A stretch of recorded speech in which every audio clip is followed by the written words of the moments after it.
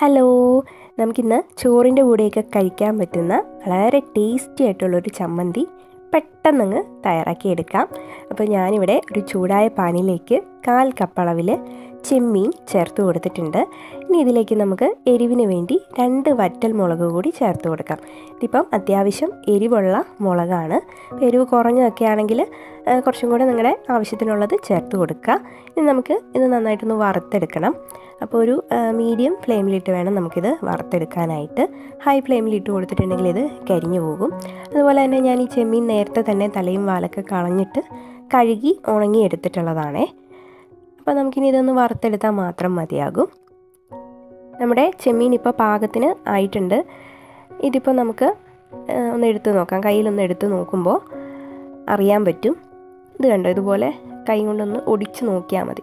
ഇതുപോലെ ഒടിഞ്ഞ് വരുന്നുണ്ടെങ്കിൽ ഇത് പാകമായി. ഇനി നമുക്ക് ഈ പാത്രത്തിൽ തന്നെ ഇത് വെച്ചിരുന്നാൽ മതിയാകും. ഈ ഒരു ചൂടോടുകൂടി തന്നെ ഇത് ഇങ്ങനെ വെച്ച് കഴിയുമ്പോഴേക്കും നന്നായിട്ട് ഉണങ്ങി വന്നോളും. ഇനി ഇത് നന്നായിട്ട് ചൂടാറി കഴിയുമ്പോഴേക്കും നമുക്കിതൊന്ന് പൊടിച്ചെടുക്കണം. അപ്പോൾ ഒരു മിക്സിയുടെ ജാറ് നന്നായിട്ട് കഴുകി വെള്ളമൊന്നും ഇല്ലാതെ തുടച്ചെടുക്കുക. അതിലേക്ക് നമുക്ക് നമ്മുടെ ചെമ്മീൻ, വറുത്ത് വെച്ചിരിക്കുന്ന ചെമ്മീൻ ഇതിലേക്ക് ചേർത്ത് കൊടുക്കാം. അപ്പോൾ ചെമ്മീൻ ചേർത്ത് കൊടുത്തതിന് ശേഷം ഇതൊന്ന് പൊടിച്ചെടുക്കണം. അപ്പോൾ വെള്ളമൊന്നും ചേർക്കാതെ നന്നായിട്ടൊന്ന് പൊടിച്ചെടുത്തിട്ട് വരാം.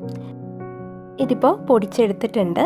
ഇനി നമുക്കിതിലേക്ക് ബാക്കിയുള്ള ഇൻഗ്രീഡിയൻസ് കൂടി ചേർത്ത് കൊടുക്കണം. അപ്പോൾ ഒരു 1/2 കപ്പ് അളവിൽ ചിരകിയ തേങ്ങ ചേർത്ത് കൊടുക്കാം. ഒരു ചെറിയ കഷ്ണം പുളി, പിന്നെ നമുക്ക് പാകത്തിനുള്ള ഉപ്പും കൂടി ചേർത്ത് കൊടുക്കുക. ഇനി ഇതൊരു 3-4 വട്ടം ഒന്ന് പൾസ് ചെയ്തെടുത്താൽ മതിയാകും. വെള്ളമൊന്നും ചേർത്ത് കൊടുക്കരുത്. അപ്പോൾ ഈ ഒരു പാകത്തിന് നമുക്ക് റെഡിയായി കിട്ടും. അപ്പോൾ ഇത്രയേ ഉള്ളൂ. നമുക്ക് വളരെ പെട്ടെന്ന് തന്നെ റെഡിയാക്കി എടുക്കാൻ പറ്റുന്നതാണ്. ചോറിൻ്റെയൊക്കെ കൂടെ കഴിക്കാനായിട്ട് നല്ല ടേസ്റ്റിയാണ് കേട്ടോ. അപ്പോൾ എല്ലാവരും ഒന്ന് ട്രൈ ചെയ്ത് നോക്കണേ.